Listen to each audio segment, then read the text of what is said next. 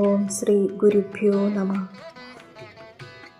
സൗന്ദര്യലഹരി 2-ാം ശ്ലോകത്തിൽ ഈ ലോകസൃഷ്ടി അമ്മയുടെ പാദധൂളികൾ കൊണ്ട് എന്ന് പറയുന്നു. നമുക്കറിയാം ഈ പ്രപഞ്ചത്തിൻ്റെ കാരണം എന്നത് പരമാത്മാവാണെന്ന്. ആ പരമാത്മാവ് തൻ്റെ ശക്തി ഉപയോഗിച്ചാണ് ഇവിടെ സൃഷ്ടി നടത്തുന്നത് എന്നും.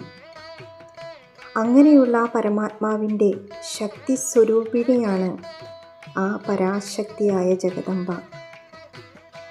അമ്മയുടെ ആ പാതാരബിന്ദങ്ങളെ ഞാൻ നമസ്കരിക്കുന്നു. സൗന്ദര്യലഹരി ശ്ലോകം 2. ഓം ശ്രീ മഹാദേവ്യേ നമഃ.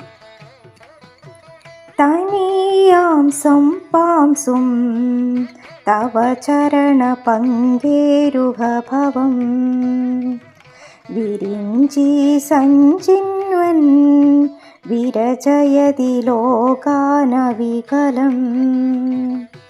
വഹത്വേനം ശൗരേ കഥമപി സഹസ്രേണ ശിരസാ ഹരാ സംശുദ്ധേനം ഭജതി ഭാസിതോത്തൂലനവിധി.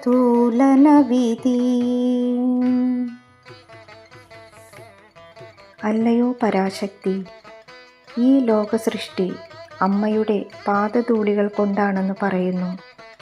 ഏറ്റവും ആദികാരണമായിരിക്കുന്നതും അമ്മ തന്നെ. ബ്രഹ്മാവ് അവിടുത്തെ ആ പാദധൂളികളാൽ 14 ലോകങ്ങളെയും ന്യൂനതകളില്ലാതെ സൃഷ്ടിക്കുന്നു. ആ 14 ലോകങ്ങളും പ്രളയം വരെ നശിക്കാത്തതായും സൃഷ്ടിക്കുന്നു. അവിടുത്തെ പാദധൂളികളാൽ ഉണ്ടാക്കപ്പെട്ടിരിക്കുന്നത് കൊണ്ട് തന്നെ ഒരു ന്യൂനതകളും ആ സൃഷ്ടിക്ക് ഉണ്ടാവുന്നില്ല.